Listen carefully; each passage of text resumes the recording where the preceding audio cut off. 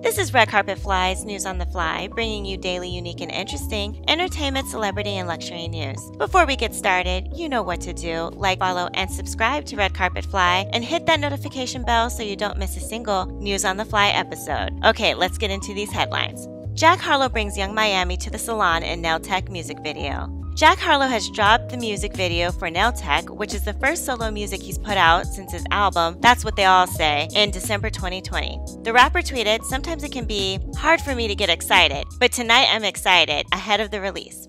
The video starts with Harlow walking Young Miami from City Girls into a nail salon for a manicure. She makes another cameo later in the video. The video is all about the fancy lifestyle that Jack has been able to afford for himself as he climbs further up the mountain of success. In the video, we see him in the boardroom and then at the airport going through TSA with his very expensive blinged out chain. I usually don't talk about new music that drops on this channel because that's not what my YouTube channel is about, but what drew me to this video was Young Miami. I thought she was actually featuring on the song, which I thought was a strange collaboration, but she doesn't spit any lyrics on this track. Still, I just never put the two of them in the same sphere, I guess, so seeing her in this video was interesting.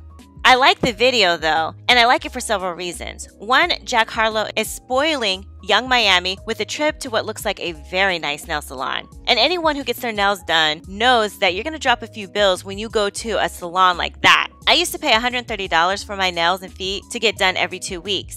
Yeah, guys, gone are the days where you just give your girl $60 for a mani-pedi. Anyway, like I said, I just like that he's spoiling her at the nail salon. Secondly, this video is full of beautiful girls, and they aren't half-dressed and shaking their asses. Don't get me wrong, there's a time and place for that type of stuff, but it was just refreshing not to see that. And he's got girls from all different races and colors and different sizes. And you can see their faces. Sometimes in music videos, they like to show only the dark girls' bodies and not their faces. Usually, the more exotic looking girls get the face time. But that's not the case in this video. In the song, he says very sexy things about the women, but it doesn't seem derogatory. So, this whole Young Miami thing just keeps bothering me. So I did a little digging, and it's been rumored that Harlow may have a thing for the female MC, who has also been rumored to be in a relationship with Diddy. And that's why she could possibly be in this video. Anyway, I'm not getting into all of that. I just thought it was a bit strange, but go check out the video. The song is hot. Oscars to mandate vaccination and negative tests for many attendees. Hollywood's biggest night isn't too far away. The Oscars will be held in Los Angeles on March 27th, and the Academy Awards will require most attendees to be vaccinated against COVID-19 and show 2 recent negative PCR tests, the New York Times reported Thursday, an abrupt shift from reports earlier this month that said those gathered wouldn't be required to show proof of inoculation. The Times, citing an Academy spokesperson, said performers and presenters at the annual awards show will face double testing requirements, but not be held to the vaccination mandates. The newspaper said that this decision is aligned with the virus safety protocols on television sets established by the Los Angeles County officials. The Academy will only invite 2,500 people to the event at the Dolby Theater in Hollywood, which typically seats more than 3,300 people, in an effort to keep guests safe, although many people won't be required to wear face coverings. Masks may be required in some areas where it would be harder for guests to maintain safer distances.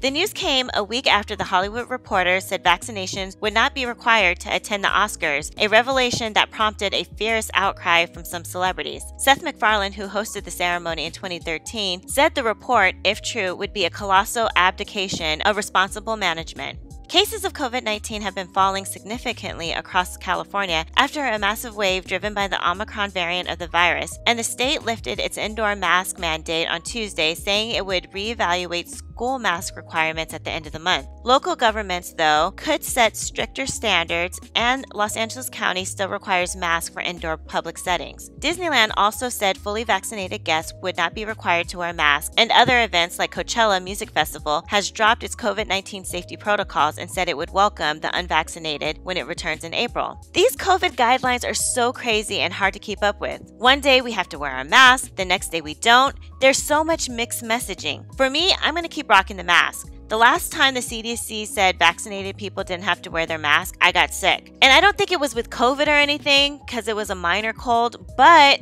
I still don't trust it. Until we get this COVID thing under control, I'm just going to be sticking with the vaccination and mask.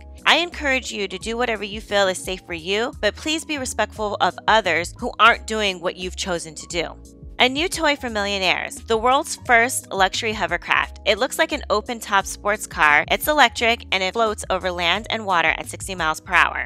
The world's first luxury sports hovercraft has been created by a British startup named Von Mercier. The hovercraft is designed to look like a sporty roadster, fused with design cues from speedboats and even fighter jets. According to Luxury Launches, the luxury hovercraft is called a Rosa, and it's powered by an electric powertrain with a supplementary petrol engine to charge the backup battery when needed. The powertrain is said to consist of 3 electric motors that cumulatively produce 118 horsepower. However, the motors don't power any wheels as there are none. In fact, the 2 flashy rims in the front are rotors for the fan ducts feeding the air cushion. As the vehicle doesn't have conventional wheels, it floats 7 inches off the surface of the ground or water, traveling on a cushion of air. As a result, the Arosa can travel over land and water with a top speed of around 60 miles per hour. While it might not be as quick as a sports car, the British company claims it's the fastest amphibian vehicle ever made. Hovercrafts are also known for their tricky handling characteristics, but the company's founder, Michael Mercier, says Arosa's patented advanced directional control system promises superior maneuverability in all 4 directions: reverse, forward, left, and right.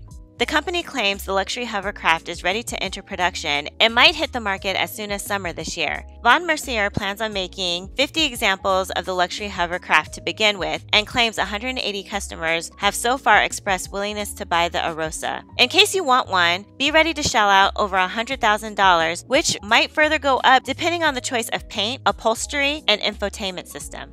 Lastly, a special shout out to Charlemagne the God for getting his show, The God's Honest Truth, on Comedy Central renewed for a 2nd season. That's really great news. I've seen the show and it's really good. The episode I watched was the episode discussing critical race theory and whether it should be taught in schools. It's really interesting and thought-provoking topics that are being discussed over there. Shout out to the whole Breakfast Club crew. I've been a fan of theirs since they first hit the air. Well, that's it for Red Carpet Fly's News on the Fly. Please like, follow, and subscribe to our YouTube channel, Red Carpet Fly, and also follow us on Instagram and Twitter at Red Carpet Fly. And until tomorrow, always stay fly.